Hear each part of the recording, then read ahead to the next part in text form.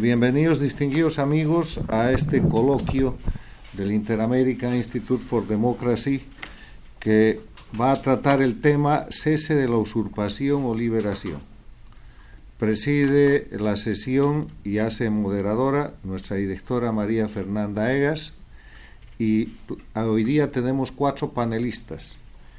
La señora Ana Mercedes Díaz, que va a hablar del cese de la usurpación de un régimen criminal; el politólogo Philip Rodríguez, que va a hablar del cese de la usurpación visto desde Washington, donde él reside; el señor Enio Daza, que hablará de propuestas para la liberación de Venezuela; y nuestro querido miembro Alfredo Ortega, que va a hacer las consideraciones finales.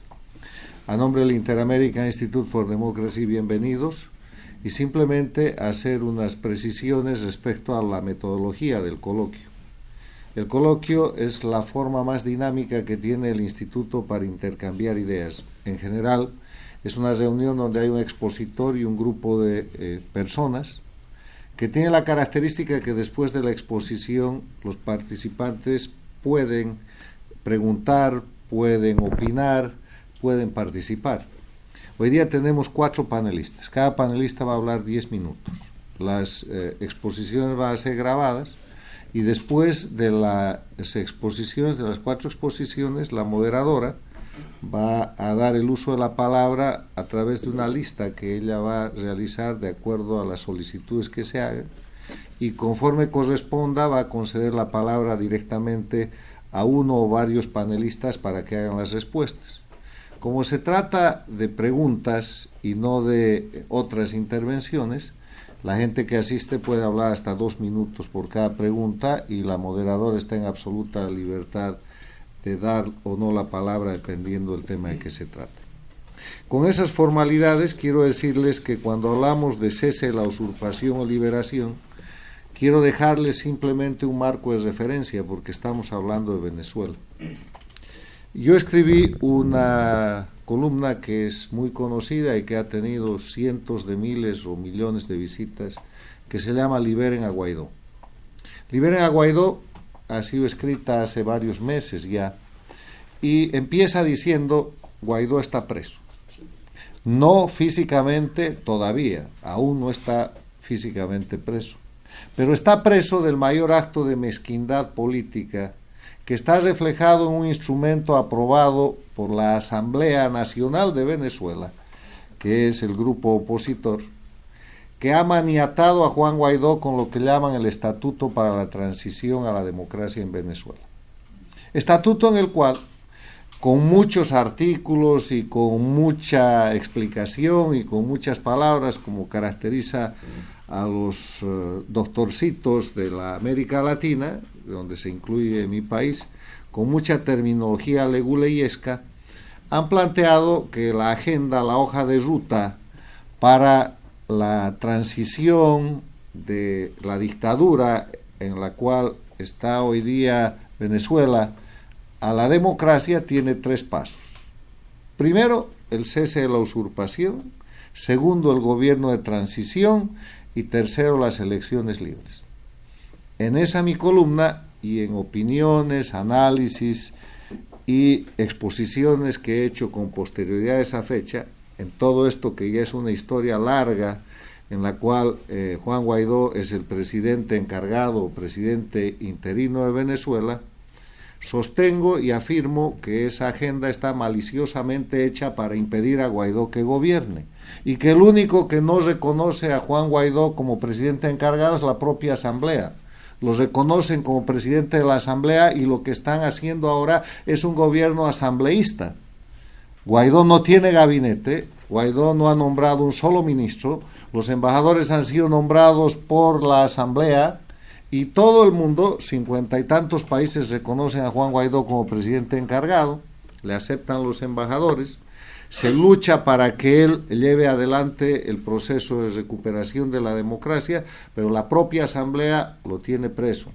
Y lo tiene preso porque el orden correcto de la agenda para la transición debería ser, primero, el establecer el gobierno de transición, por eso Guaidó es presidente, y gobierno quiere decir presidente, vicepresidente y gabinete de ministros, como manda la propia Constitución venezolana, y con ese gobierno hacer que cese la usurpación como segunda fase, y la tercera fase, llevar adelante las elecciones libres y limpias. Hago esta aclaración más allá de lo que puedan decir nuestros invitados, porque en este momento, después de varios meses de que Juan Guaidó es presidente encargado, sin gobierno, con una administración de asamblea, se argumenta de parte de los defensores de ese estatuto para la transición que es muy difícil que Guaidó nombre ministros en Venezuela porque irían todos presos. Guaidó no está preso y es el presidente. Entonces, si es que se fueran tomando presos de parte de la dictadura a sus ministros, estaríamos en una situación en la cual la dictadura se pondría en una posición mucho más delicada internacionalmente y nacionalmente que la que ya tiene. Pero ese, además, no es el argumento más sólido para que el presidente Guaidó nombre ministros y haga gobierno. El argumento más sólido es que la única manera de cesar la usurpación es con un equipo, con un gobierno que debería ser llamado el gobierno de liberación de Venezuela, un gobierno encargado de libertar a Venezuela, que realmente realice gestiones como, por ejemplo, si tuviera canciller el presidente Guaidó, el canciller debería presentar una solicitud en todos los organismos internacionales, empezando por las Naciones Unidas y terminando en el Parlamento Europeo, pidiendo que la comunidad internacional declare que Cuba y Rusia tienen que retirar sus fuerzas de ocupación. Y esa iniciativa generaría una situación en la que la comunidad internacional tenga acusados a esos países y eso promueve a su vez una situación de conflicto a favor del gobierno de Guaidó. En el tema interno, si puede nombrar un ministro de Defensa, con ese ministro de Defensa puede dar órdenes a mandos militares que estando sometidos a la dictadura seguramente no le van a hacer caso, pero los puede destituir. Y puede nombrar otros mandos militares que sí le van a ayudar a quebrar esa Fuerza Armada venezolana que tiene que responder a la Constitución y al pueblo de Venezuela y no a la dictadura usurpadora.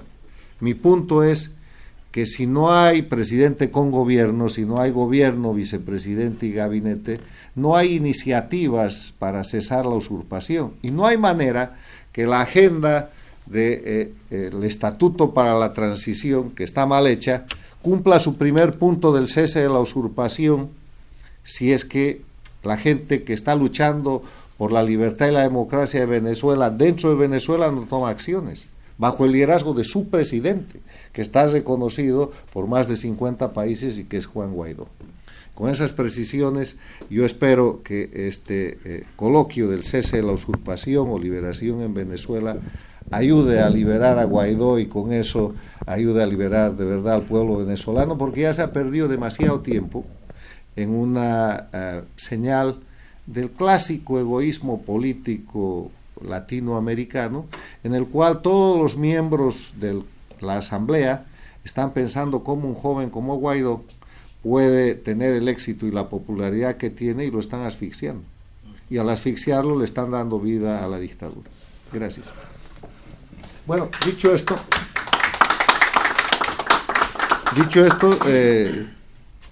cedo la palabra a la moderadora. Doy nuevamente la bienvenida e invito a su exposición a doña Ana Mercedes Díaz y después la moderadora tiene todo a su cargo. Gracias a Dios. En este momento nos acompaña Ana Mercedes Díaz con su intervención Cese de la usurpación de un régimen criminal. Bienvenidos a todos. Antes que nada le doy las gracias a Dios por permitirme estar con ustedes. Las gracias al Instituto por prestarnos el lugar y por su soporte.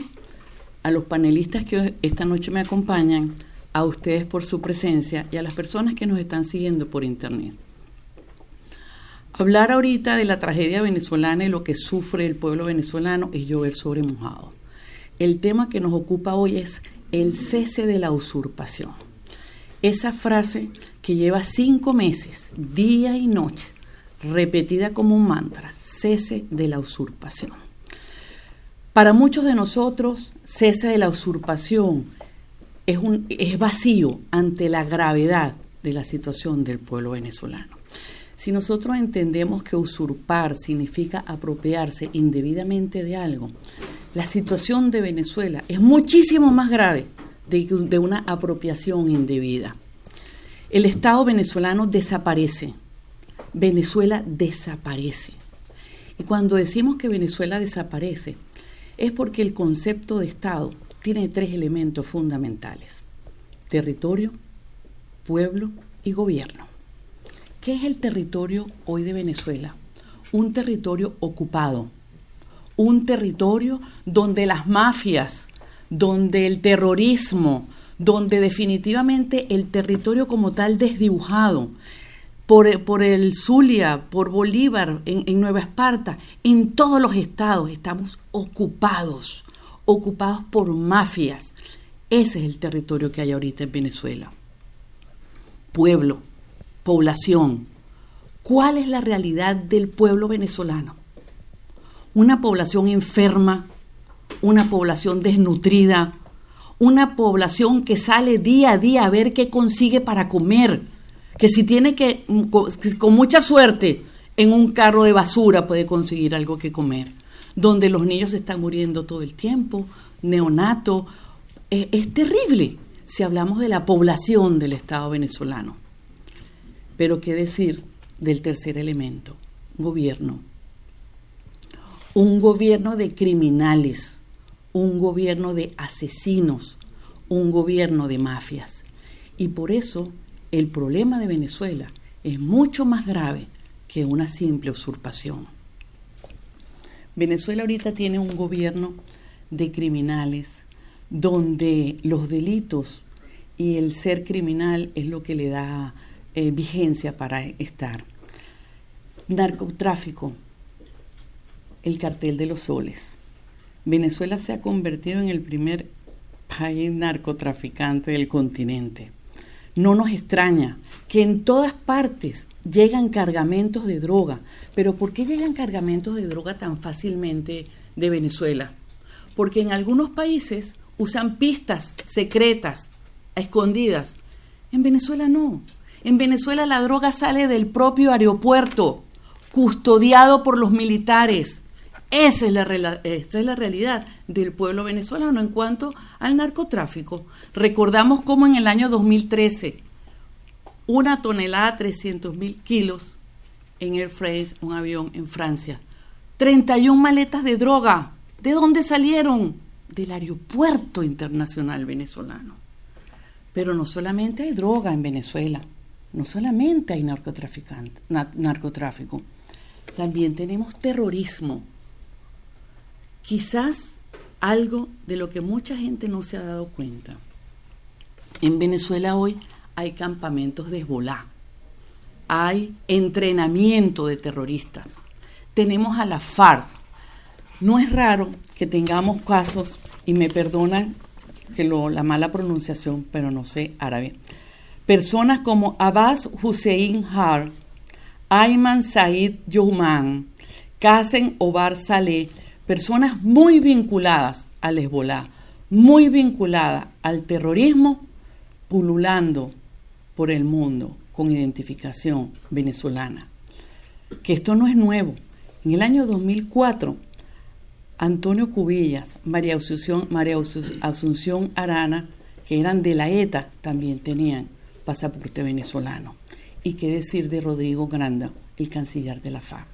Es decir, que Venezuela, narcotráfico, terrorismo, castrocomunismo, lavado de capitales, lavado de dólares. Venezuela es un desastre total, algo que hay que voltear a ver, porque es un Estado lo que está desapareciendo. Pero nos dicen, cese de la usurpación. ¿Cuál es la consecuencia de esa frase, cese de la usurpación? Tenemos al grupo de Lima, al grupo de contacto, a Rusia, a China, a Noruega, a todo el mundo, hablando de diálogo y de negociación. ¿Por qué hablan de diálogo y de negociación? Porque se les ha vendido la idea de que en Venezuela el problema no es de criminales, que el problema es otro y que se pueden sentar a dialogar. Yo me imagino el juicio de la historia de todos estos grupos que durante todo este tiempo se prestaron a esa farsa de hablar de negociación y de diálogo, cuando en realidad era otra la situación que estaba pasando en Venezuela. No muy lejos de hablar de cómo cesa una usurpación, como dicen, tenemos el caso de Washington, la embajada de Washington. Se les cortó la luz, se les cortó el agua, gente parada haciendo vigilia día y noche. La gente no salió. ¿Cómo salió la gente de la embajada? Porque entró la policía y lo sacó. Y eso es lo que nos tiene a nosotros que dar la visión y el entendimiento, que si no es con una fuerza superior, nosotros no vamos a poder salir de ese régimen. Y no vamos a poder salir porque son unos criminales. En cuanto a que si Estados Unidos va a intervenir o no, los que tenemos la bendición de ser ciudadanos venezolanos y americanos, estamos muy confiados en que Estados Unidos sí va a intervenir. Hoy se cumplen 75 años del día D, del 6 de junio de 1944, donde un gran país, un noble país como Estados Unidos, mandó más de 70,000 soldados al otro lado del mundo por la libertad de ellos. ¿No lo va a hacer por nosotros? Yo les voy a decir algo. Nosotros los venezolanos estamos luchando por la libertad de un país. Estados Unidos tendrá que luchar por la seguridad de un continente, de América. Gracias.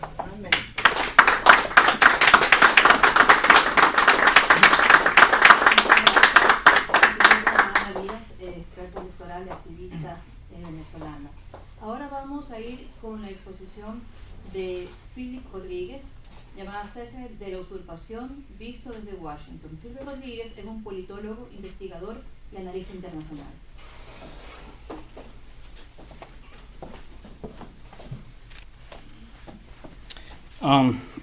Bueno, muchas gracias por venir y muchas gracias al Instituto por habernos invitado. Bueno, pienso que más que visto desde Washington, el cese de la usurpación puede ser visto de una manera mucho más efectiva fuera de Venezuela, no necesariamente desde los Estados Unidos, sino desde el continente entero y, por qué no, también del mundo.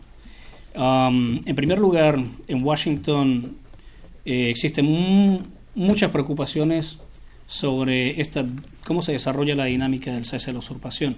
En primer lugar, porque el desarrollo de esta dinámica no ha llegado realmente a un punto satisfactorio.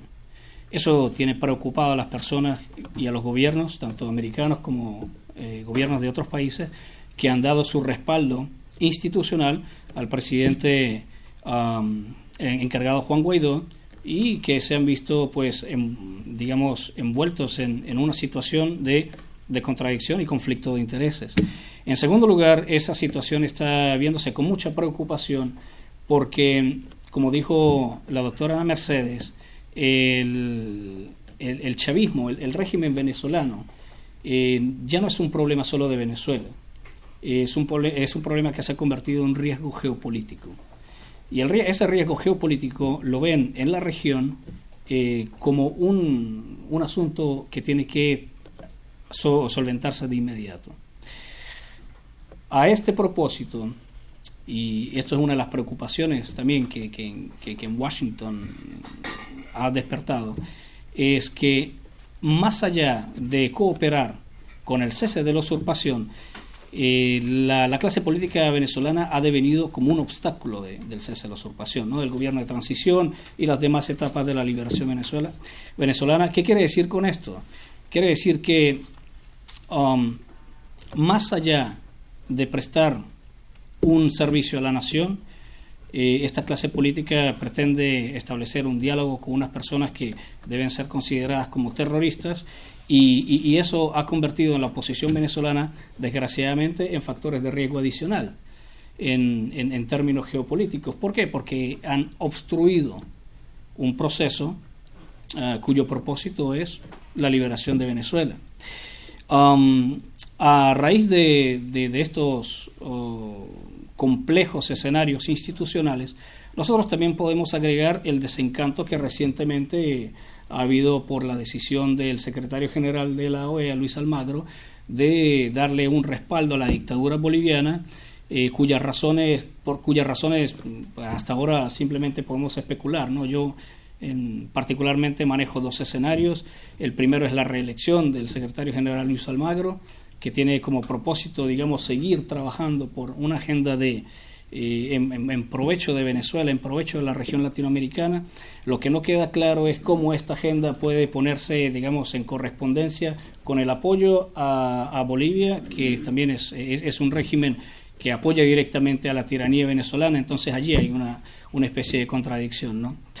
Un poco más allá, ¿no? Yéndonos un poco más al plano internacional, en donde Rusia y China juegan un papel sumamente importante en lo que ha sido el desarrollo de la política regional.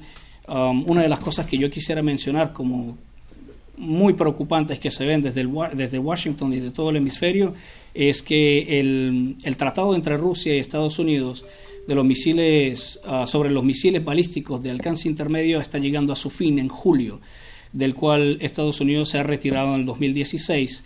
Eso quiere decir que al término de este tratado, Rusia podría, y eso es lo que han manifestado algunos análisis desde Moscú, podría posicionar misiles balísticos de alcance intermedio en Crimea y, ¿por qué no?, en Cuba o en Venezuela. Entonces, algunas preguntas que me han hecho al respecto han comentado, pero Cuba y Venezuela han suscrito, ¿no?, y han ratificado el Tratado de No Proliferación de Armas Nucleares, etcétera, ¿no?, y otros tantos tratados que existen en América Latina.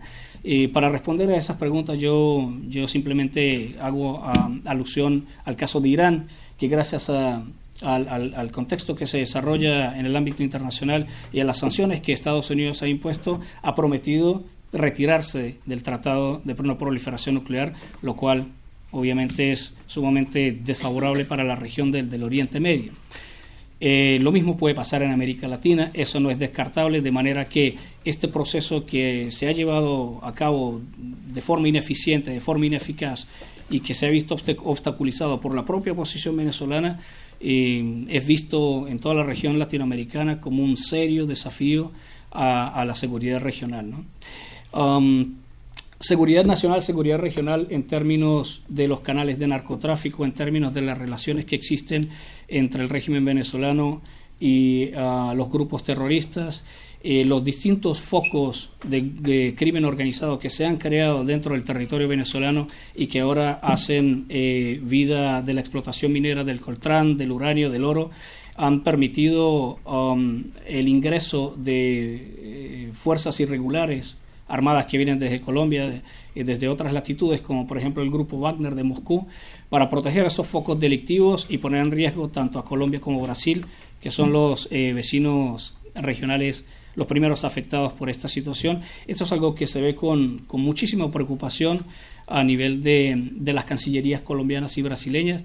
Nosotros vemos hoy por hoy una expresión de la insatisfacción diplomática que esto ha generado y podemos leer entre líneas, ¿no?, la suspensión de la invitación a la presentación de las credenciales de la actual embajadora de Venezuela ante Brasil, que luego fueron digamos, sí, reacreditadas, ¿no?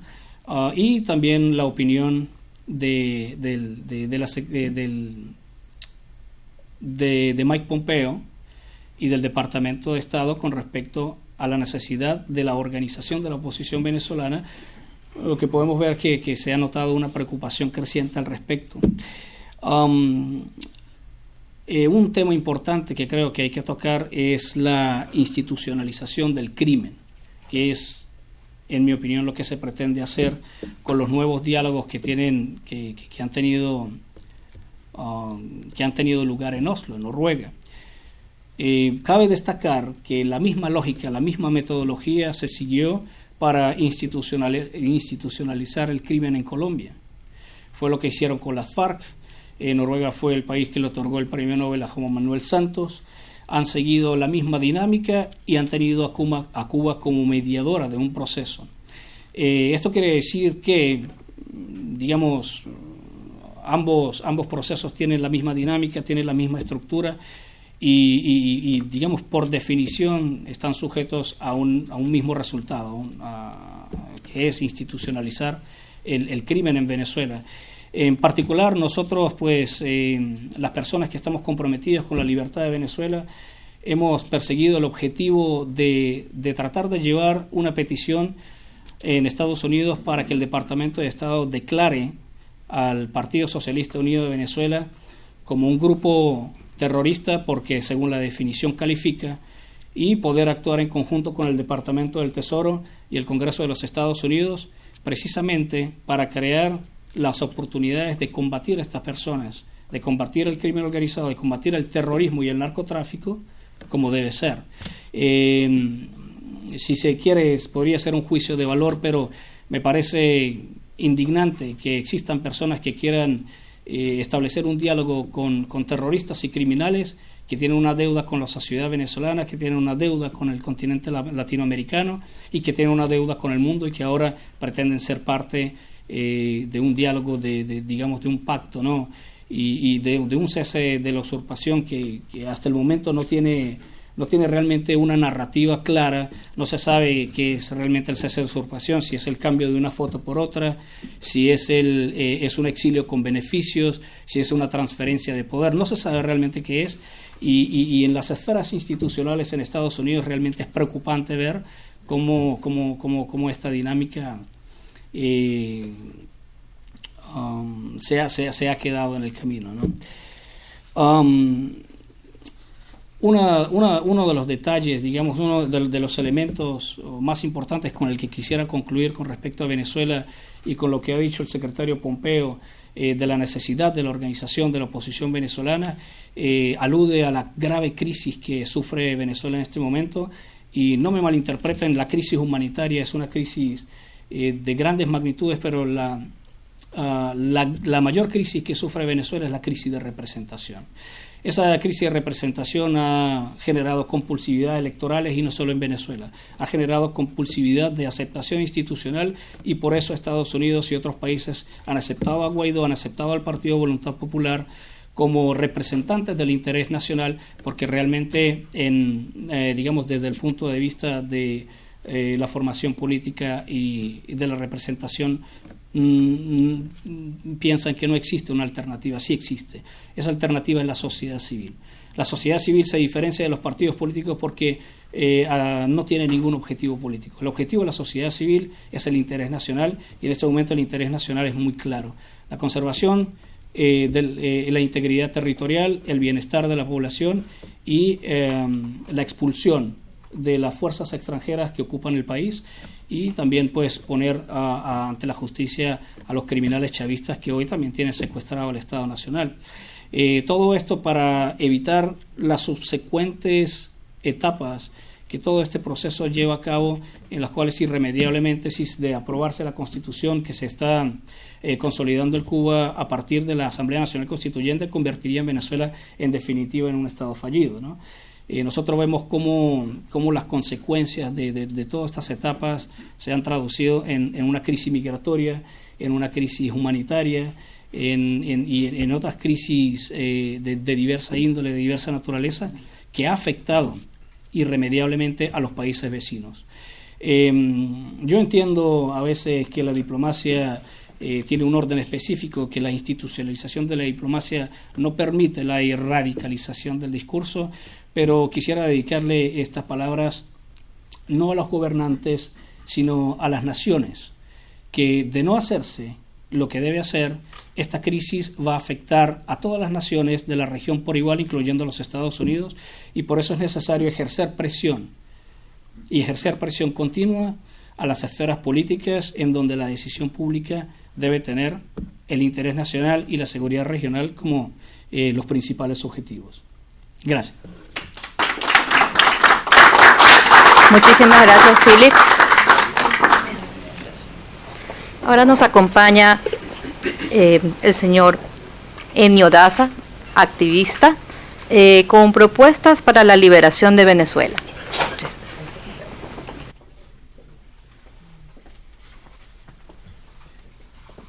Muchísimas gracias también al Instituto por habernos otorgado esta, diría yo, escasa oportunidad que tenemos los ciudadanos, y principalmente me quiero presentar como ciudadano venezolano, para poder expresar una serie de sentimientos que nos albergan de frustración y de pena y de dolor por no ver ningún tipo de solución en el corto plazo, y porque ha pasado tanto tiempo y no hemos visto ningún tipo de solución.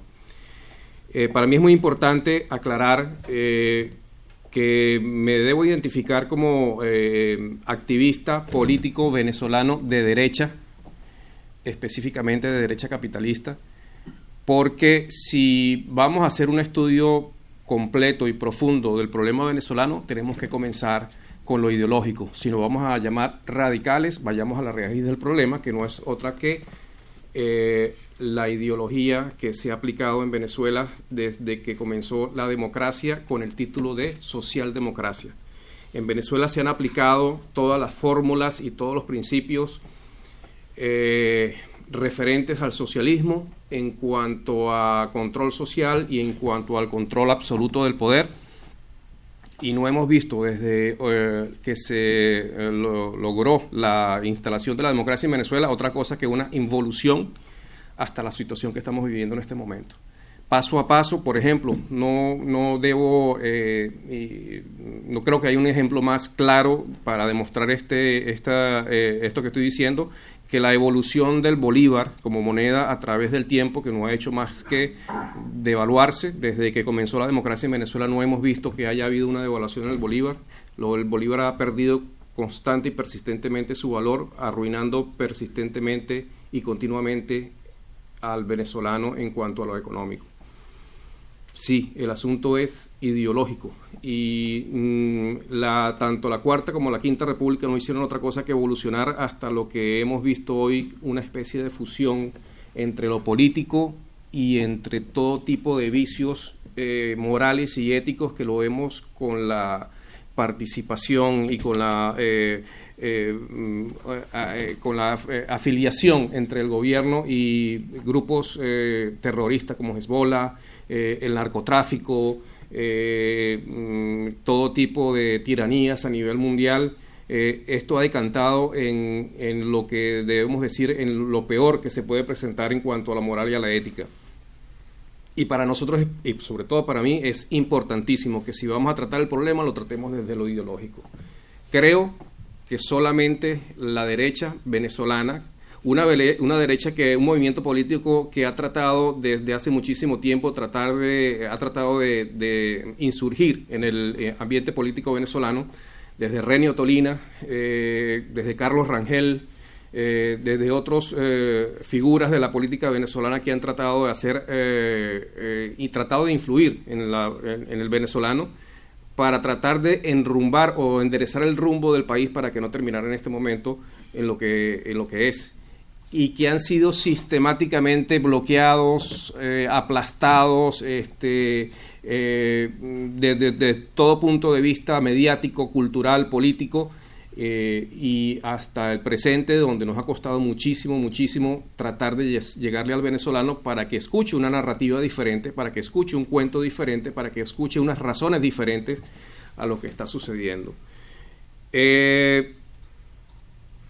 La doctora Ana Mercedes Díaz sabe muy bien, porque ella se especializa en el tema electoral, en cuanto a la evolución de la estafa electoral a lo que nos hemos sometido los venezolanos desde el año 2004 específicamente. Yo creo que no es casual que precisamente quienes hemos hecho vida en la derecha venezolana hemos sido los que hemos denunciado todas estas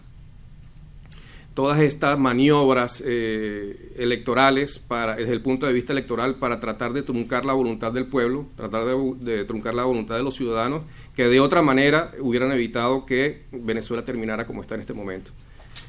No es casualidad que precisamente la derecha, la que ha promovido la liberación de la economía venezolana y que ha denunciado el control de la economía venezolana en cuanto a precios, en cuanto a la moneda, etcétera, etcétera, es precisamente la que también ha denunciado la estafa electoral que se ha llevado a cabo hasta el momento en que estamos en este día.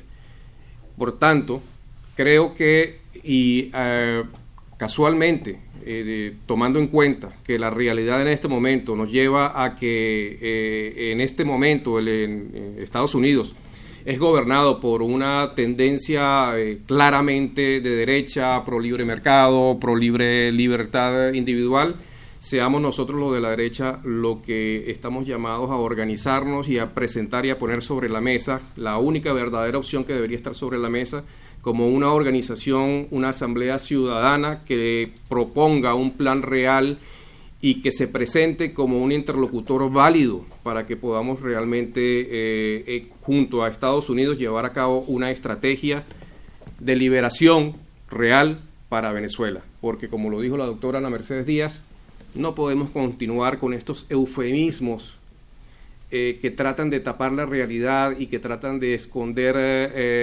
la verdadera estrategia que se debe llevar a cabo con esos nombres de cese de la usurpación y cosas que realmente no tienen un significado real. Lo que queremos los venezolanos es que Venezuela sea liberada, que el territorio nacional sea liberado en lo político y sea rescatado en lo administrativo político para ejercer control sobre él y de esa forma realmente resolver el problema. No hay hasta ahora un interlocutor válido con el cual entenderse, y eso lo vemos claramente con el último artículo del Washington Post, donde se coló lo que realmente está pensando la administración Trump en este momento con respecto a la clase política venezolana, que no ha servido no ha dado la talla para realmente, para lo que es beneficio del ciudadano, resolver el problema. Yo diría que se hicieron muchísimos esfuerzos por alertar, se hicieron muchísimas denuncias. La prensa venezolana, tanto en la época de Chávez como hasta ahora, incluso la prensa venezolana aquí en Estados Unidos, donde pareciera que existiera relativa libertad de prensa, ha sido totalmente para nada cooperante con nosotros, no nos ha permitido llevar este tipo de denuncias que hubiesen sido de otra manera de gran ayuda, y no nos ha permitido insurgir. Por eso es que yo le hago este gran agradecimiento, le presento este agradecimiento a este instituto por darnos esta oportunidad, porque son muy pocas. Sin embargo, yo creo que este es el primer paso, y el grupo está de acuerdo con eso. Este es el primer paso que vamos a dar para que, como grupo, como asamblea de ciudadanos y en representación de los intereses del ciudadano, comenzar a plantear y obtener resultados palpables y concretos para nuestro beneficio, no para el beneficio de una clase política que hasta ahora no ha dado la talla, que hasta ahora no ha puesto sobre la mesa ningún resultado concreto, y que en el pasar del tiempo lo único que ha es acentuado la tragedia venezolana. Ya está bueno, yo creo que ya basta, yo creo que ya no hay que otorgarle más tiempo. Yo no creo en eso de que haya un presidente interino que tenga las intenciones de llevar a cabo su papel y como representante de los venezolanos. Yo creo que si el señor Guaidó realmente tuviera las manos atadas, estuviera de gira por toda Venezuela denunciándolo. Yo no he visto jamás al señor Guaidó hasta ahora, no sé si me corrigen alguno de ustedes, denunciar el famoso estatuto que le prohíbe conformar un gobierno. Yo no he visto al señor Guaidó diciendo: este es el general que yo propongo para el ministro de Finanzas, para el ministro de Defensa, o este es el economista que yo propongo para el ministro de Finanzas, o este es el señor que yo propongo como vicepresidente de la República, pero el Congreso o la Asamblea no me lo deja presentar o no me lo deja nombrar para terminar de conformar el gobierno. Yo no lo he visto al señor Guaidó haciendo eso. Por lo tanto, me da la impresión de que el señor Guaidó, yo sí veo al señor Guaidó tomándose fotos para revistas de moda, yo sí veo al señor Guaidó haciendo una cantidad de cosas que realmente no sé si vengan al punto para realmente saber si está ejerciendo una labor en beneficio de los ciudadanos, pero hasta ahora los resultados para mí como ciudadano han sido totalmente negativos. Yo no tengo nada que decir que me haya sido para mi beneficio en todas las 4 o 5 meses que ya lleva el señor Guaidó. Lo que sí es nuestro, de los ciudadanos, es la institución.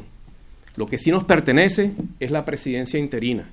Lo que sí nos pertenece es la asamblea, que están en manos de personas con las que desde hace muchísimo nosotros estamos alertando que no deberían ser elegidas para esos cargos y que, bueno, con el pasar del tiempo nos se ha dado la razón de que estábamos en lo cierto, es que esas instituciones tienen que ser recuperadas por la ciudadanía de alguna u otra manera. Y para eso es que nosotros estamos pidiendo organización, para eso es que nosotros estamos llamando a la organización ciudadana, como dijo nuestro amigo Philip. La sociedad civil tiene el poder, la sociedad civil, la diáspora venezolana en este momento tiene muchísimo poder que lamentablemente no ha sido canalizado, pero que de lograrse un plan y de lograrse una movilización, estoy seguro que estaríamos llamados a ser el tercer factor que podría cambiar la historia de Venezuela. Y es por eso que es indispensable que seamos considerados por toda la migración venezolana, por todos los venezolanos que estamos fuera del país, donde tenemos la libertad de actuar, donde tenemos la libertad de constituirnos un movimiento de presión para insurgir y para ser considerados como actores válidos y para que nuestra voz sea tomada en cuenta. Solamente lo podemos hacer aquí afuera. Adentro de Venezuela es imposible. Adentro de Venezuela ya sabemos cuáles son las condiciones. Adentro de Venezuela yo sinceramente no creo en ningún liderazgo que pueda realmente poner la estabilidad del régimen en el poder, que pueda insurgir. No hay nadie ni nada que pueda hacer nada con respecto a ninguna persona que vaya a hacer lo que hay que hacer y que se le pueda garantizar la seguridad. Por lo tanto, los que estamos llamados a participar y activarnos y a realmente plantear un plan y una estrategia para liberar a Venezuela, somos los venezolanos que estamos fuera de Venezuela. Así que ese es mi llamado, ese es el tema que yo prácticamente estoy tratando de hacer presión. No basta de eufemismos, basta de llamarlo fin de la usurpación. Lo que necesitamos es liberar a Venezuela y a partir de ese momento comenzar una etapa de recuperación y que luego venga la reinstitucionalización tanto ética, moral y política del país. Muchas gracias a todos.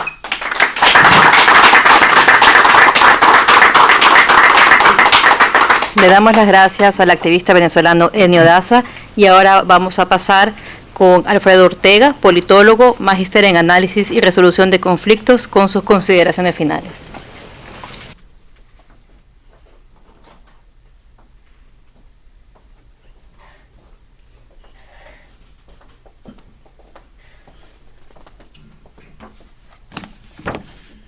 Buenas tardes y muchísimas gracias, especialmente al Instituto por, como dijeron mis compañeros, darnos la oportunidad de estar aquí hoy y tener este conversatorio. Como sabía que el tiempo iba a ser limitado, me tomé la tarea anoche de escribir lo que iba a decir para aprovechar el tiempo lo más posible y lo practiqué en la casa, así que debo estar en los 10 minutos, así que, y si no, Ana habló menos de 10 y creo que Enio también.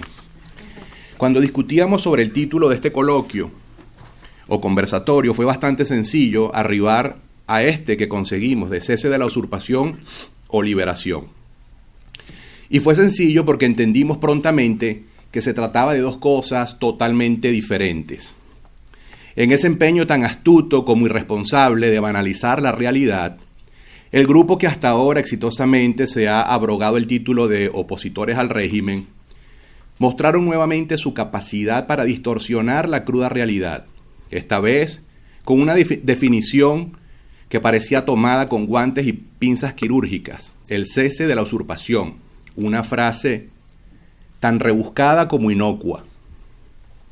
Apenas la escuché por primera vez, en aquellos días de enero de este año, mi primer pensamiento fue, siempre ingeniándoselas para favorecer al régimen. Decirle usurpador a Maduro a estas alturas es casi que un halago. Maduro, antes que usurpador, es un tirano, es un criminal, un secuestrador al que está más que justificado moralmente removerlo del poder por el medio que sea. Cese de la usurpación suena así como una suerte de exhortación, un llamado voluntario a que el criminal se apiade de nosotros y nos haga el favor de dejar el poder. Alguien dirá, pero ¿qué importa el nombre? Llamar las cosas por su nombre, más que importante, es esencial. La primera batalla de una guerra, y estamos en guerra si alguien no lo sabía, es la batalla de la opinión pública, y en ella resulta vital llamar las cosas por su nombre. Durante años, los mismos que hoy hablan de cese de la usurpación, nos decían que en Venezuela lo que había era un déficit democrático, del que era perfectamente posible salir por la vía electoral. El tiempo, como trágicamente hemos visto, ha dado la razón a quienes, también por años, pero sin los recursos ni las ventanas comunicacionales del establecimiento político, hemos sostenido que un entramado criminal como el instalado en Venezuela únicamente puede ser desplazado a través del uso legítimo de una fuerza que, a diferencia de las fuerzas malignas que someten y destruyen el país, se proponga la instauración de una república libre en la que quien impere sea la ley. No es posible comprender la tragedia actual si no la sustraemos del ámbito de la política y la insertamos en el ámbito de la ontología, esto es, del estudio del ser. El régimen que instauró Hugo Chávez y que hoy aún impera en Venezuela no debe ser visto como un entramado institucional, sino, como dije antes, como uno criminal. Las constituciones y las leyes deben ser instrumentos para regir y ordenar las sociedades, no para destruirlas. En el caso venezolano, debemos dejar de lado todo aquello que constituya un obstáculo para salir de la tiranía cuanto antes. En otras palabras, y aunque suene como una idea reñida con el tiempo histórico que vivimos, la realidad venezolana se entendería mucho mejor si la vemos de una manera primitiva, esto es, aproximándonos a ella más desde una perspectiva de un estado natural que de uno jurídico institucional. En un estado natural, el más fuerte es el que domina. Chávez, muy probablemente instruido por los Castros, entendía eso perfectamente bien.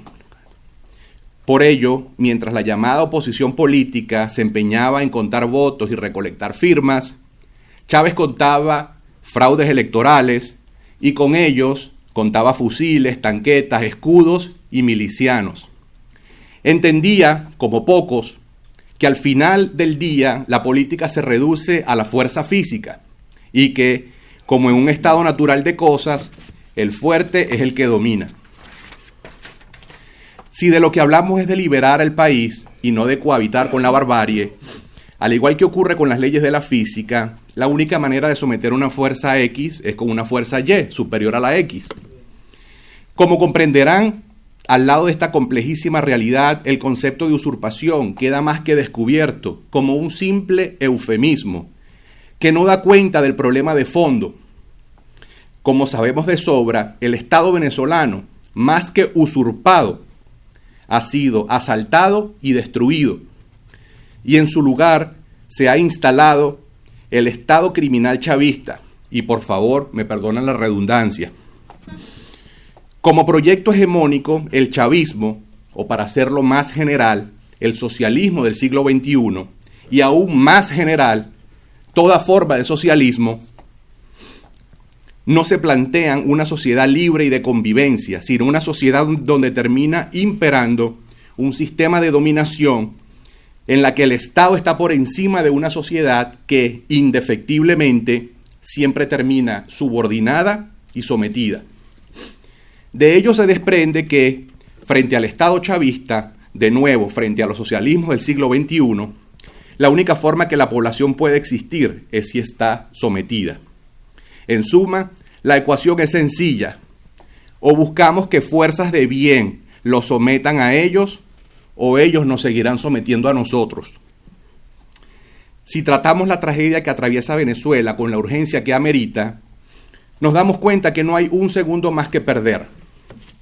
No hay tiempo para más giras de naturaleza política, para discusiones electorales fútiles y extemporáneas, para seguir traficando esperanzas y repitiendo consignas vacías, y mucho menos para nuevas farsas en forma de diálogos que sabemos, según nuestra propia evidencia empírica, que no sirven de nada más que para darle tiempo y hasta reconocimiento a la tiranía que somete al país. Hago aquí un breve paréntesis para recomendarles un video que por supuesto lo consiguen en YouTube, de César Vidal, quien por cierto es director también de este instituto. Se titula Concepto filosófico del diálogo, dura apenas 21 minutos. Es una disertación extraordinaria. Confieso que yo la debo haber visto, 7, 8, 9 veces, en la que se puede ver claramente la absoluta inutilidad de dialogar con una tiranía. Como dice el propio Vidal, la única conversación posible con un tirano es aquella en la que se discutan las condiciones de su rendición. Y mientras no estemos en condiciones de llevar al tirano a una posición en la que lo único que se discuta sea su rendición, nunca lograremos una verdadera liberación. No tiene sentido dialogar con quien en el fondo solo quiere destruirte. Los objetivos de cualquier movimiento que se proponga impulsar la liberación de Venezuela deben centrarse única y exclusivamente en lograr esas condiciones para poder hacer con el tirano lo único moralmente posible, llevarlo, o en este caso más bien traerlo a la justicia por todos y cada uno de los crímenes que ha cometido. Mucho se ha comentado sobre supuestos intentos de Maduro de asilarse en tal o cual país, y siempre que escucho eso me pregunto, ¿cómo es siquiera concebible que un criminal como Maduro pueda irse a un país, cualquiera que sea, así nomás, sin pagar por sus crímenes? La verdadera liberación pasa por traer a la justicia a todo aquel que haya delinquido, sin importar si es de un partido o de otro, si es militar o civil, si está dentro o afuera. En una nación verdaderamente libre, como la que estoy seguro aspira la mayoría decente de los venezolanos, el mejor escenario para un criminal como Maduro es pasar el resto de su vida en una cárcel. Cuando hablo de Maduro, lo hago para referirme también a todos los que, como él, son responsables de los crímenes perpetrados contra el país y su población. La verdadera liberación del país pasa por aproximarse a los problemas desde la moralidad antes que desde la practicidad. A alguien se le puede ocurrir, como de hecho ya se le ocurrió a algunos, que es muy práctico intentar pactar con, por ejemplo, Vladimir Padrino y Michael Moreno, para lograr ese anhelado cese de la usurpación. Tal escenario hubiera cambiado solamente la mera punta del iceberg, pero de allí para abajo, el inmenso trozo de hielo, formado de agua infectada, hubiera quedado intacto. La verdadera liberación del país pasa por apuntar a la decencia, a la moral, pasa por no transarse con aquello que no sea moralmente aceptable. Muchos dirán, como nos toca escuchar a diario, eso suena muy bien en teoría, pero la realidad es otra y hay que pactar con el que sea con tal de salir de Maduro. A ellos les digo que la excepcional tragedia que sufre Venezuela requiere también de una salida excepcional. Y en esa excepcionalidad no puede haber lugar para el conformismo ni la mediocridad. El estado de cosas en Venezuela ha estado corrompido por demasiados años como para seguir postergando los intentos de soñar con un país decente en una república de leyes. Si queremos lograr una nación libre, debemos comportarnos como ciudadanos que cuestionan y que exigen, y no como una masa que solo asiente y obedece. No tengamos miedo de exigir un país decente, porque al final a la libertad le agrada ir de la mano con todo lo que es bueno. Por el contrario, si a algo debemos temerle es a la impunidad. Recordemos, apreciados amigos, que nunca, óigase bien, nunca alcanzaremos paz ni libertad si están sostenidas sobre la base de la impunidad. Alguna vez le escuché decir al primer ministro israelí Benjamín Netanyahu que cito, la verdad y la paz están interconectadas. Qué poderoso y liberador concepto. La impunidad, en cambio, es tan vergonzosa como peligrosa. Una paz fundada sobre la impunidad es solo una mentira. Los ejemplos sobran. Tocaré someramente dos, por lo cercanos que son. El primero, la, entre comillas, transición a la democracia en Nicaragua.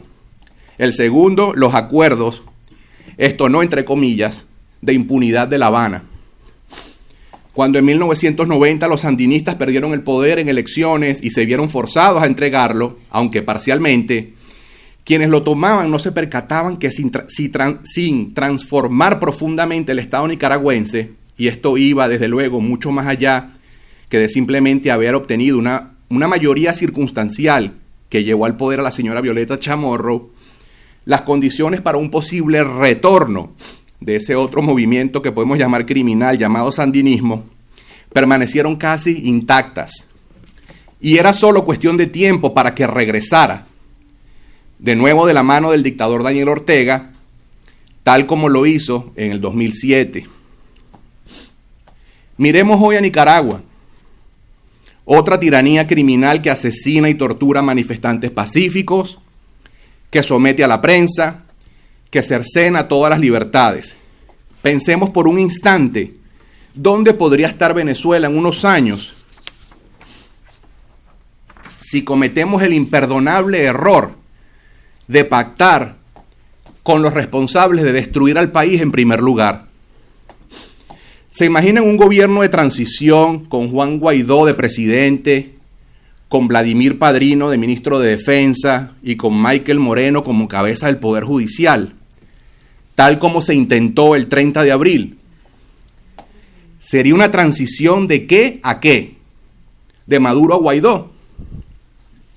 ¿Y el Estado criminal chavista qué? ¿Lo dejamos intacto? ¿Cuánto tiempo le ponemos antes que Maduro u otro peor, si existe tal cosa, regrese al poder? Ya sé, me dirán que ese plan lo apoyaba Estados Unidos, o al menos algunas figuras de la administración. Pues nosotros, y en eso me tomo el atrevimiento de hablar en nombre de este grupo, no tenemos problema en señalar que lo que está mal, sin importar si lo apoya el uno o el otro. El segundo ejemplo de que no hay paz ni libertad sobre la base de la mentira y de la impunidad es, por supuesto, Colombia. La paz supuestamente alcanzada en Colombia es cuando menos bochornosa. Y es que cuando el Estado colombiano decidió equipararse moralmente con una organización narcotraficante y terrorista como la FARC y sentarse a dialogar, nada más y nada menos que en La Habana castrista, la capital política del infierno en la tierra, perdió la negociación sin siquiera haberla comenzado. Hoy vemos una Colombia en decadencia, en la que no solo ha aumentado dramáticamente la producción de coca, sino lo que es aún peor, con la brújula moral extraviada. Los terroristas de la FARC, protegidos y mantenidos por el Estado, ocupando curules en el Congreso. Otro terrorista como Jesús Santrich, quien claramente violó los propios acuerdos de supuesta paz. Él ahora está en plena libertad. Y unas supuestas disidencias de la FARC, que no son sino las mismas FARC, haciendo lo que mejor saben hacer, delinquir. Si no se actúa prontamente, y no parece que esto ocurrirá bajo el muy débil mandato de Iván Duque, que resultó ser nada menos un tercer mandato de Juan Manuel Santos, Colombia corre el peligro real de ponerse en fila detrás de Cuba, Venezuela, Nicaragua y Bolivia, las tiranías del siglo XXI. La impunidad, estimados amigos, es enemiga declarada de la libertad. Bien decía Leonardo da Vinci que quien no castiga el delito ordena que se haga. Como escribió recientemente Wesley Clark, un general retirado estadounidense que fue comandante supremo de la OTAN, La autoridad moral es en sí misma la fuerza más profunda de poder. No despreciemos jamás el poder de la autoridad moral. Al fin y al cabo, ninguna guerra libertadora se ha ganado sin ella. Muchas gracias.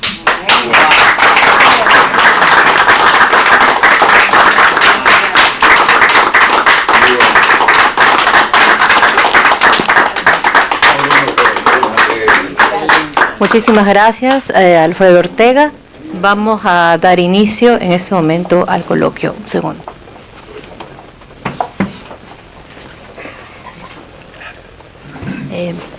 Primeramente quisiera agradecer también la presencia de los que están aquí y también de los que nos acompañan en las redes sociales. Vamos a hacer también, vamos a intercalar las preguntas de los internautas con los presentes. Vamos a comenzar con la primera pregunta, que es de Yosmar Sojo. Disculpe, pero está pendiente la pregunta desde la primera intervención, que dice: ¿es necesario construir una fuerza con militares en el exterior? Está preguntando. ¿Quién quiere contestar esto? ¿Quién será? Bueno, si me permite.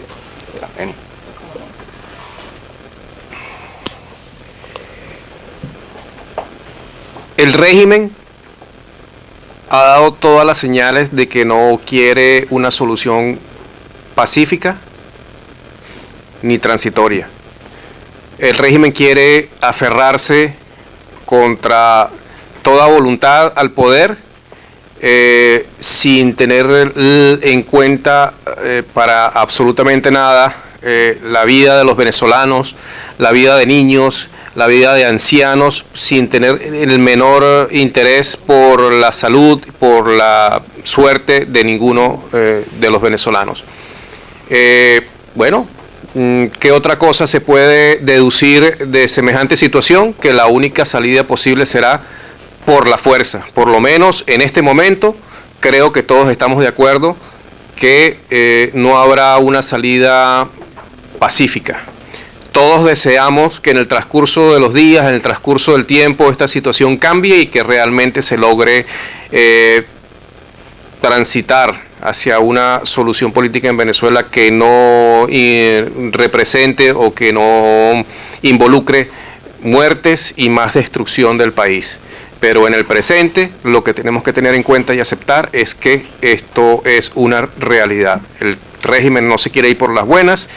La sociedad civil, los ciudadanos debemos organizarnos, como ya lo dije antes, en el exterior para tomar en cuenta y plantear y organizarnos para lo peor, esperando lo mejor.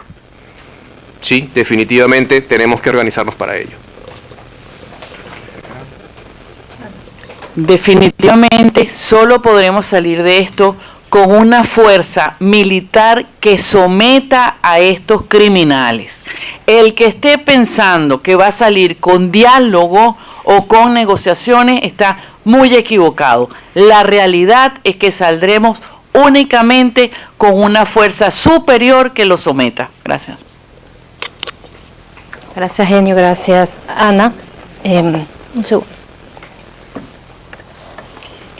Quisiera agregar algo. Yo creo que esa respuesta al uso de los militares que están fuera del país para liberar el país,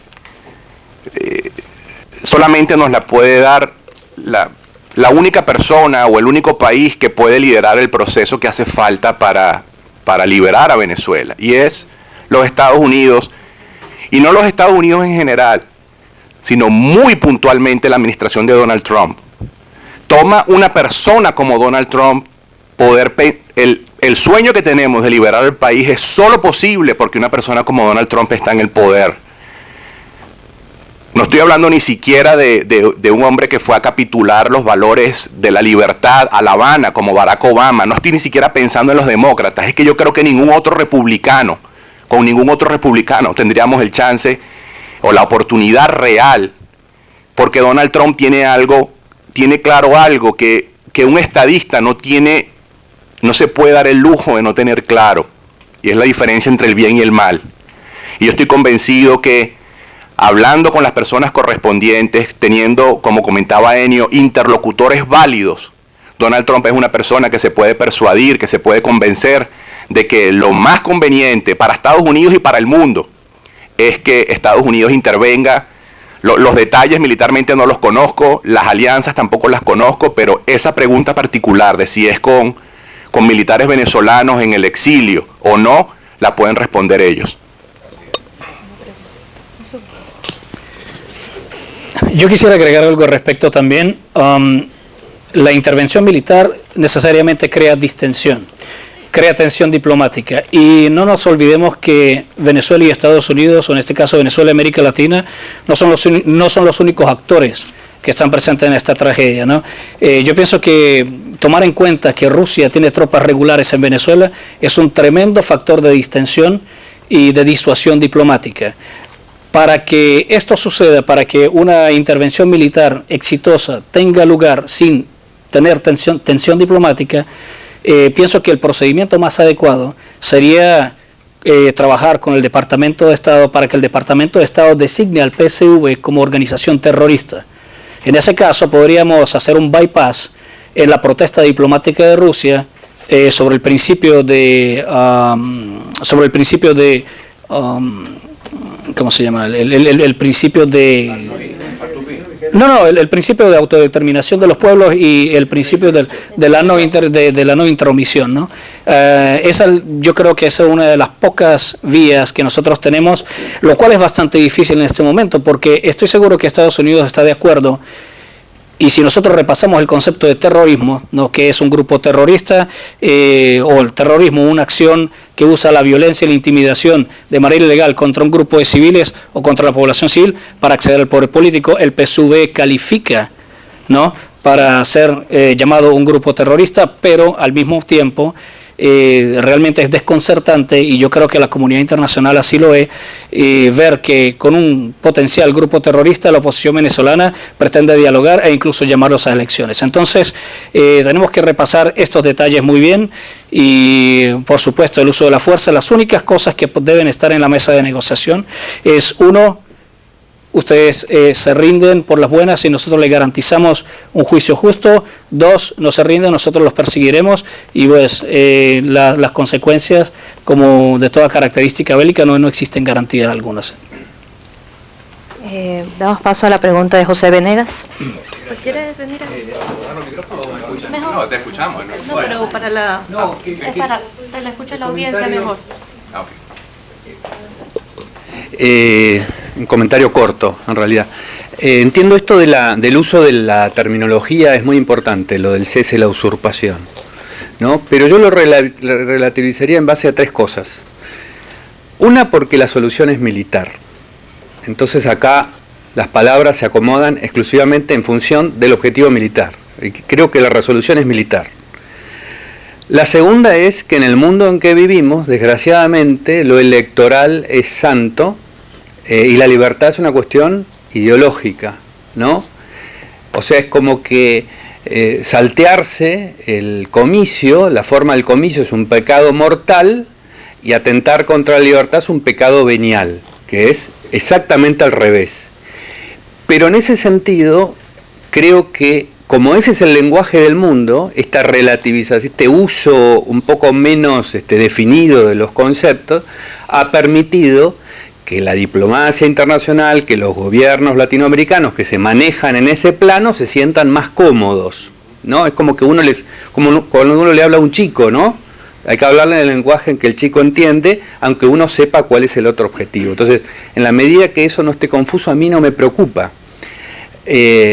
Me parece que hasta puede llegar a ser útil. Ahora, en ese sentido, si voy a la cuestión de fondo, a mí una cosa que me parece mucho más grave que sentar esto en un asunto de no respeto de las reglas de la democracia, es la invocación de la Constitución chavista.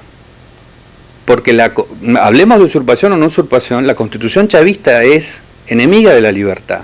O sea, lo que le está faltando, si uno va a ir a querer dar la lucha de fondo, es que haya venezolanos que digan: repudiamos la Constitución chavista. Entonces, más allá de que yo use la idea del gobierno, como es transitorio, es la otra palabra, La cuestión es, si uno va a cuestionar la tiranía consiste en el socialismo, no en el socialista. Entonces, y esa tiranía está en la Constitución chavista, que es lo que yo creo que habría que cuestionar. Y no importa si toda la oposición venezolana entra en eso. Alguien en la Constitución, en la oposición venezolana tendría que poner el énfasis en la cuestión de fondo, que la tiranía consiste en que no exista derecho de propiedad, que no existan derechos individuales, que todo esté relativizado, ¿no? Esto lleva a una pregunta también de nuestros internautas. El señor Luis Velázquez les pregunta a los panelistas si ustedes reconocen a la Constitución chavista y sus instituciones. Una pregunta que me han hecho muchas veces, sobre todo lo que ha señalado el amigo acá. Yo quiero decirles algo, tanto a la audiencia como a la audiencia de Internet.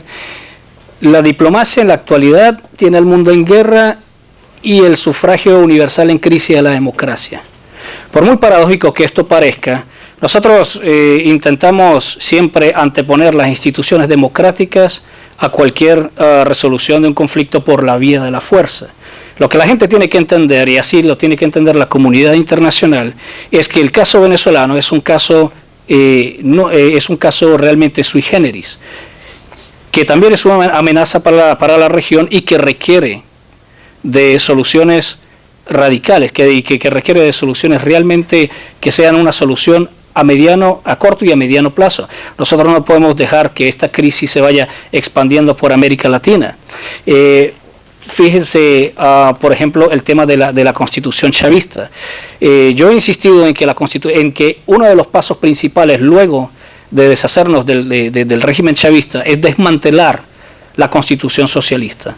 Porque hay muchas personas y muchos estudiosos que vienen con propósitos y proyectos de reestructuración económica y de planes de salvación económica, y yo lo he dicho en redes, yo lo he dicho en todas partes, que sin importar cuán brillante sea un plan de reestructuración económica del país, tratar de instalarlo o tratar de configurarlo sobre la base de la Constitución chavista es como tratar de instalar Windows en una máquina de escribir.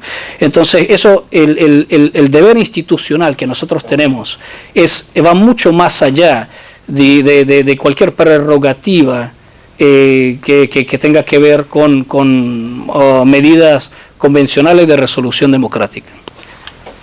Muchas gracias. José le respondió la pregunta a la persona, creo que la persona hizo la pregunta antes que José la respondiera. La Constitución es la tiranía, o la tiranía es la Constitución, como queramos verlo. Una de las cosas más preocupantes de todo este proceso es ver cómo estas figuras, en el caso particular de Juan Guaidó, no se desmarcan en lo más mínimo del Estado chavista. Por el contrario, lo que quieren es hacernos creer que el villano es Maduro. Y no lo estoy inventando yo. El día 22 de febrero, cuando trataron de meter la ayuda por Cúcuta, el señor Guaidó puso un tuit que decía: Chávez no estaría haciendo lo que está haciendo Maduro. ¿Qué nos está diciendo? O sea, Chávez era bueno entonces. Los escucho hablando de la República Bolivariana. ¿Cuál República Bolivariana? La República es de Venezuela. O sea, vamos a llamar las cosas por su nombre. Lo que acaba de decir Philip de la Constitución. Es imposible pensar en un país libre con esa Constitución. Se está amarrado por la Constitución. Y la Constitución ha servido para nosotros, digamos, los que queremos un país libre, o algunos opositores, estar amarrados, mientras que al chavismo le importa un bledo la Constitución. La Constitución de Chávez, él siempre la mostraba, pero para mí las páginas estaban en blanco. No le importaba la Constitución. Y la Constitución que le hicieron a su medida, al poco tiempo ya había que cambiarla. Y como perdió el famoso referéndum eso, después lo metió por leyes. Y después se metieron la reforma y metieron lo que quería. Es decir, para ellos la Constitución es un parapeto. Pero para nosotros, no, hay que el artículo tal y el no sé qué cosa y tal. Esto, como yo dije en la presentación, esto está por encima de lo jurídico. Esto no es un problema político, esto es un problema existencial. Y no podemos estar amarrados por constituciones, por leyes que fueron hechas por los mismos secuestradores. cuando yo mencioné que el problema o la raíz y la profundidad del problema partía de lo ideológico, me refería precisamente al punto constitucional. Y quiero retomar las últimas palabras de Alfredo para hacer mención de que nosotros no solamente somos nosotros los prisioneros de esa Constitución, sino que la estrategia de Estados Unidos en cuanto a Venezuela parece afincarse y afianzarse sobre la institucionalidad que representa esa Constitución. Y Estados Unidos va a tener que entender que su seguridad nacional no puede estar supeditada a lo que indique la Constitución chavista.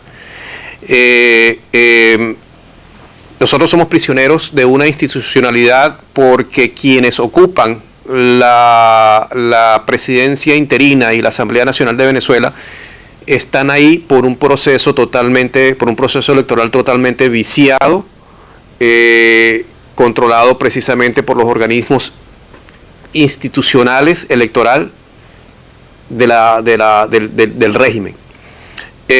Quienes queremos presentarnos como una solución y como un interlocutor válido ante el gobierno de Estados Unidos, tenemos ese grave problema, que no somos representantes de ninguna institucionalidad y que no hay voto que nos pueda legitimar porque el sistema electoral venezolano está totalmente controlado y está totalmente anulado. Nosotros, la derecha venezolana, tiene que, y eso lo he dicho yo varias veces, tiene que tomar un modelo constitucional libertario, republicano, donde la libertad, donde principalmente la vida, la libertad y la propiedad privada sean los valores fundamentales de esa Constitución, donde la libertad de empresa, el libre mercado, la libertad de los derechos del individuo y el gobierno limitado estén precisamente identificados, y eso tiene que ser nuestro estandarte de lucha. Y con eso tenemos que organizarnos, y en torno a eso, a ese núcleo constitucional que tenemos que organizarnos para llevar adelante la lucha por la libertad de Venezuela. ¿Qué vamos a hacer o qué va a hacer Estados Unidos si esa institución que representa la presidencia interina, en la cual se afinca la política venezolana hasta ahora a Venezuela, sigue secuestrada por individuos que no quieren remar en la dirección correcta? Estados Unidos y los ciudadanos venezolanos, los que realmente queremos un cambio, vamos a tener que llegar a un entendimiento y darle a este problema, sobre esa base, una solución. ¿Cuándo va a suceder eso? Yo espero que este movimiento de ciudadanos comience a rodar, comience a crecer y comience a llegar a un punto donde nos permita a nosotros tocar las puertas que tenemos que tocar para poder ser escuchados. Gracias.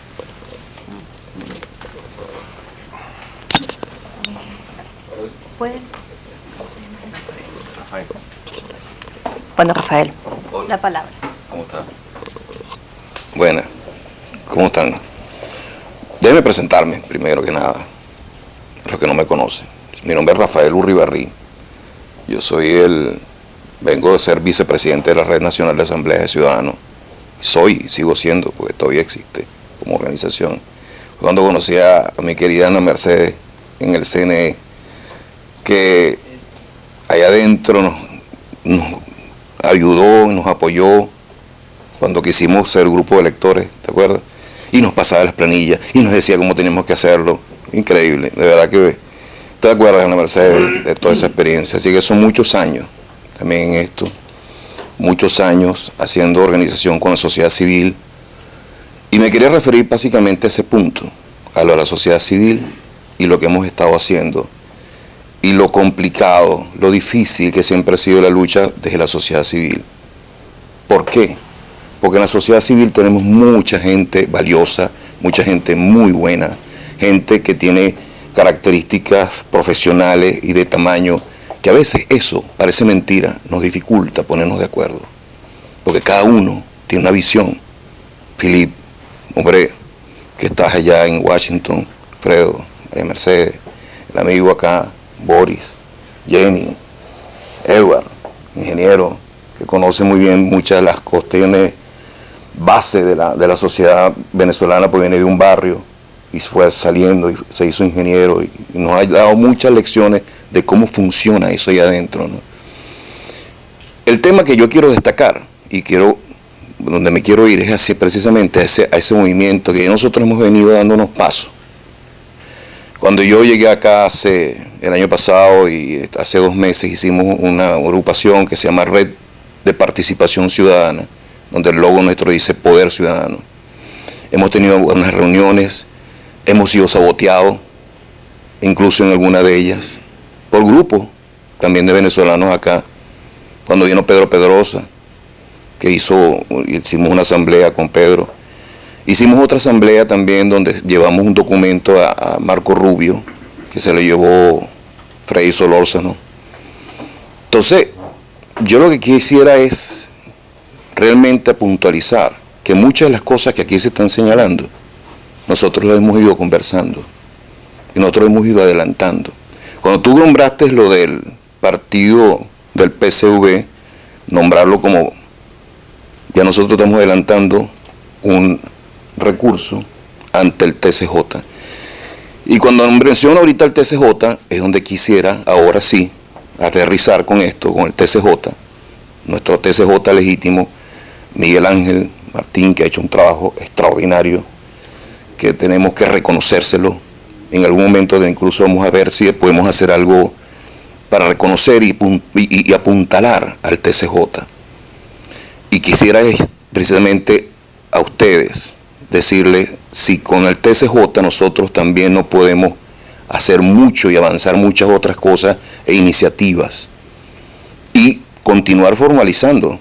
Y los invito también, Enio, te invito también a que participe. Ana Mercedes entró hace poco en el grupo. Ana Mercedes ha sido muy activa. Les digo, no es fácil ponernos de acuerdo. Ojalá podamos lograr ese entendimiento entre todos nosotros. Pero aquí, por eso que cuando tú pusiste aquí, hay mucho cacique y poco indio. Nos pasa a nosotros también. Nos pasa, Ana Mercedes. Porque tenemos mucha gente buena. Adriana Vigilanza, por ejemplo, que también está en el grupo. Luis Manuel Aguana, que está allá en Venezuela, forma parte también del grupo. Y tenemos que sentarnos a hablar y tenemos que sentarnos a construir y ver cuál es la mejor forma ontológica de desarrollar este trabajo nuestro. Y quisiera de verdad finalizar poniendo sobre la mesa el TCJ y qué podemos hacer nosotros ahora con el TCJ y cómo ven ustedes que nosotros podemos adelantar algo y seguir trabajando conjuntamente con ellos. ¿Es correcto, Jenny? Eso es. Porque Jenny, Boris, Edward, todos los que estamos acá somos parte de esa organización. Sí, es como lo que estábamos conversando nosotros bueno, buenas tardes, mi nombre es Jenny Ávila, es lo que estábamos nosotros mismos conversando previamente mientras se estaba coordinando esto, sobre cómo estamos siendo secuestrados, incluso los que están adentro, incluso los mismos que deberían ser el gobierno ahora, que son Guaidó y su gente. Deberíamos nosotros los de afuera, como también lo dijo Enio, tener alguna manera de ser nosotros quienes logremos, los ciudadanos, conseguir la libertad. Si sabemos que los Estados Unidos de América es el país que tiene la mayor posibilidad, son nuestros aliados naturales, la mayor fuerza para podernos ayudar, ¿cómo poderles sentarnos con ellos y decirles, ok, o sea, lo que necesitamos es esta manera de que nos ayuden a liberarnos? Conseguir la institucionalidad, que lo conversamos. Está el Tribunal Supremo de Justicia en el exilio. ¿Cuánto tiempo vamos a esperar hasta que ellos digan algo? No, ya ese tribunal no existe, ya no. Bueno, que lo han tratado de desconocer, lo sabemos. Pero nosotros, como lo reconocemos a ellos, también reconocemos al Tribunal Supremo de Justicia.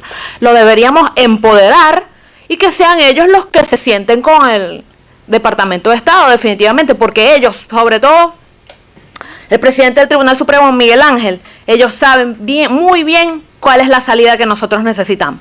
De hecho, ya ellos han venido haciendo ese trabajo. Lo que pasa es que han pasado por debajo de la mesa. Pero ellos tienen una gran cantidad de trabajo adelantado ya sobre ese punto de la fuerza militar para garantizar la ayuda humanitaria, todo lo que necesitamos. Hay que negociarlo, hay que debatirlo, hay que ver cómo se puede, por aquí, por allá. No va a ser una conversación, como tú dijiste, fácil, porque eso genera tensiones. Pero definitivamente no hay ninguna otra manera de que el hemisferio salga del terrorismo y el narcotráfico, si no es con el uso de la fuerza. Ya todos estamos de acuerdo en eso. Muchas gracias.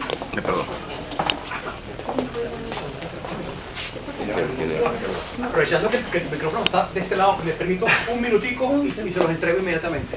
Gracias, discúlpeme. Boris. A ver, muy buenas tardes, disculpen la improvisación si se quiere. Mi nombre es Boris Noguera. Solamente quería acotar en la línea de lo que decían quienes me precedieron y comentarios de ustedes. Soy abogado de profesión y a propósito de todo este tema, me ha apasionado particularmente por entender las raíces del problema. Algunos tienen el parecer de que la Constitución la llamamos Constitución chavista. Afortunadamente, los cambios estructurales de la Constitución que trataron de inyectarse en el referéndum del 2007 no prosperaron. Las normas programáticas más importantes, 233, 350, etcétera, etcétera, quedaron allí y son rescatables para cualquier plan de reinstitucionalización que tenemos en el país. Lo que pasa es que esas normas que están allí y cualquier constitución que venga después de esa no va a tener ningún sentido si las instituciones no funcionan. Yo les quiero decir, en la modestia estudio que hemos hecho de esta situación, el génesis de este problema nace con un evento histórico, por menos que eso estaría preso mucha gente. Es imposible pensar, más allá de lo que haya ocurrido el 30 de abril, en donde la mejor solución, independientemente de quién haya venido, haya sido, vamos a dejar al señor Michael Moreno en el Tribunal Supremo de Justicia y al señor Pedro López de Ministro de Defensa. Una persona que es el presidente del máximo tribunal de un país, que formó parte de quienes suscribieron una sentencia el 29 de marzo de 2017, a través de la cual se dio el golpe de Estado contra Venezuela. Si en Venezuela funcionan las instituciones, y es a lo que me refiero, no importa la Constitución o las leyes que estén por debajo de la Constitución, ya se abrió en ese momento una causal grave de destitución que tenía que haber activado el Poder Ciudadano en Venezuela, y eso no ocurrió. Eso fue una descarada, esa sí fue una usurpación de funciones que no existe. Cuando nosotros superamos ese que también es otro mantra del famoso desacato constitucional con el cual tienen castrada la Asamblea Nacional y además dócilmente castrada, convenientemente castrada, correcto. Ese desacato no existe, lo invito a que estudien.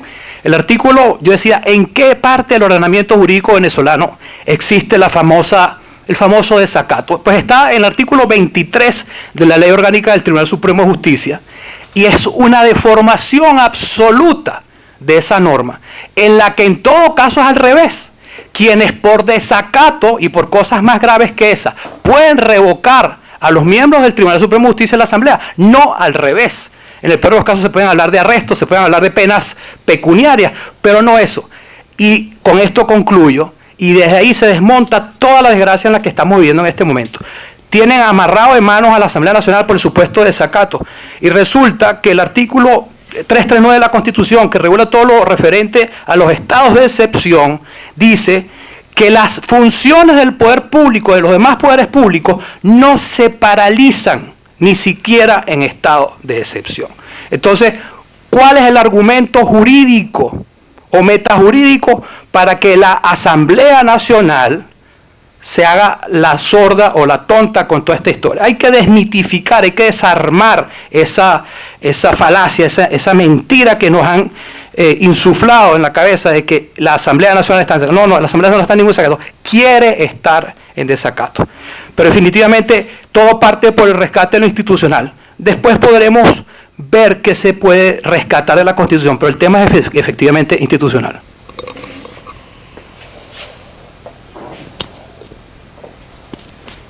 Gracias, Boris. Voy a adicionar, antes de que tomen la palabra, precisamente comentarios al respecto de los internautas. La señora Gladys del Pilar Reyes pregunta, ¿qué nos proponen? ¿Qué forma de organización tienen prevista para darnos voz y fuerza? También Coco dice, si hay que formar un partido de derecha en el extranjero que solicite la intervención. Y el señor Rey Matos dice, presenten un proyecto país donde esté explícito cómo, cuándo, dónde y quiénes harán posible el reconocimiento internacional. ¿Quiénes empiezan? Perdón, un segundo. Es que ya con esto vamos a terminar porque nos hemos pasado de las 8 de la noche. Entonces. Un minutico más. No digo de esto ya. Ok. Recalco el enorme poder que tenemos los venezolanos fuera de Venezuela si nos organizamos y canalizamos el activismo por el rumbo correcto. Estoy seguro que podemos influir, estoy seguro que les podemos llegar al tope del poder para que nosotros se nos considere como actores válidos en el proceso de cambio político en Venezuela. La figura hasta ahora más conveniente de organización es la figura de la Asamblea de Ciudadanos, que nos permitiría legitimarnos ante un poder constituido, que podría ser el CNE, o incluso ante organismos multilaterales como la ONU, como la OEA, etcétera, etcétera. Al TCJ, sí, al TSJ e incluso ante organismos multilaterales como la OEA, la ONU, etcétera, etcétera, y de ahí ser reconocidos específicamente por los Estados Unidos de América. De ahí partirían otro tipo de organizaciones, suborganizaciones que poco a poco las iremos definiendo, pero en el momento básicamente es un llamado a todo venezolano fuera de Venezuela, en todos los Estados Unidos, en España, en Europa, en Chile, en Perú, en Colombia, para que escuchen este llamado, para que comencemos un proceso de organización. En las cuentas en Twitter de Ana Mercedes Díaz, de Enio Daza, de Alfredo Ortega, de Philip Roy, están a la orden para que de ahí se obtenga la información necesaria para definir cuáles son los pasos que se van a seguir a partir de este momento. Quiero rápido, expresar un sentimiento de vergüenza que me mortifica, que la única persona en el mundo que realmente no solamente que tiene el poder, sino que ha expresado la voluntad de ayudarnos a nosotros es el señor presidente Donald Trump. No solamente ha manifestado su voluntad de manera oral, sino que ha tomado acciones realmente que hasta ahora sí han dado resultados para debilitar la posición del régimen en el poder, pero que si hubiese contado con un interlocutor válido, que si hubiese contado con la colaboración de una clase política venezolana, esas medidas que hasta ahora ha tomado Donald Trump, yo estoy seguro que hubiesen dado muchísimos más resultados. Los venezolanos no nos hemos logrado organizar, los ciudadanos venezolanos no nos hemos logrado organizar ni siquiera para darle las gracias a Donald Trump. Lo que ha recibido Donald Trump de la clase política venezolana hasta ahora ha sido desprecio. Creo que nosotros tenemos que cambiar esa realidad. Tengamos en cuenta que el próximo año Donald Trump se piensa reelegir como presidente de los Estados Unidos, algo que le conviene muchísimo a este país y que por supuesto nos conviene a nosotros. ¿Qué vamos a hacer los venezolanos para ayudar a Donald Trump? Eso es parte de la estrategia que nosotros tenemos que definir, porque a Donald Trump nos interesa muchísimo que gane el segundo mandato. ¿Okay? Entonces eso es básicamente el mensaje que tenemos desde aquí, que tenemos de esta iniciativa. Muchas gracias. Están preguntando sobre la posibilidad de formar un partido de derecha Sí, es necesario o es conveniente el partido de derecha, pero no creo que en el momento, sobre todo las organizaciones de base y sobre todo porque desde aquí, desde Estados Unidos, desde el exterior, tenemos que enviar un modelo organizativo para los venezolanos dentro de Venezuela. No estoy seguro que la organización dentro del modelo de partido político sea la conveniente en este momento. Tenemos que organizar a Venezuela dentro de Venezuela para la insurgencia y para la rebelión.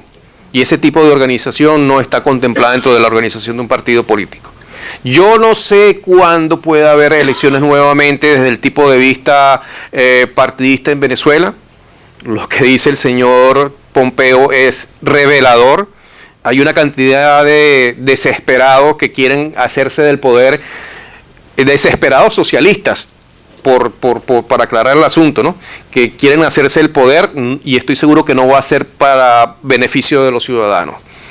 Yo creo que una vez liberada Venezuela, que es el principal objetivo en este momento, tenemos que ir a un proceso de recuperación donde se tiene que aplicar una única política muy sencilla económica con respecto a Venezuela, que es desmantelar todo ese andamiaje de saqueo que ha dejado el socialismo durante la Cuarta y durante la Quinta República, y darle rienda libre a la iniciativa privada venezolana desde lo más sencillo, desde lo más bajo, desde la venta de empanadas hasta recibir las grandes inversiones que puedan venir desde afuera, si nosotros presentamos un modelo de Estado de Derecho que realmente respete esas inversiones privadas.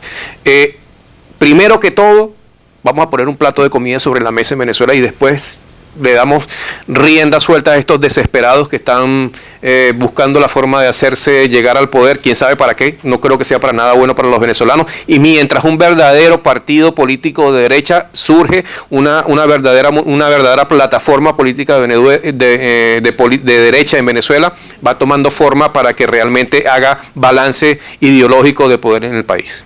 Gracias. Yo no puedo dejar cerrar el programa del evento del día de hoy sin dos cosas. La primera, un reconocimiento al pueblo venezolano, tanto el que está dentro como el que está afuera. Puede decirse que el pueblo venezolano es heroico. No hemos dejado de luchar, ni desde adentro ni desde afuera. Vaya, para todos los venezolanos que estén dentro o afuera, un merecido reconocimiento. Segundo, recién Estados Unidos está conociendo la verdad de Venezuela. ¿Por qué nosotros no hemos salido de esto? El secretario Pompeo está empezando a darse cuenta que es la oposición la que está impidiendo la salida del régimen. Esto es muy importante. Estamos avanzando, porque en la medida que nosotros podamos demostrar que ha sido una oposición colaboracionista, alcahueta del régimen, quien ha impedido y quien ha mantenido durante tantos años este régimen, en esa medida estaremos más cerca de nuestra libertad. Vamos a salir de esto. Dios mediante, lo vamos a conseguir. Gracias. Amén. Amén.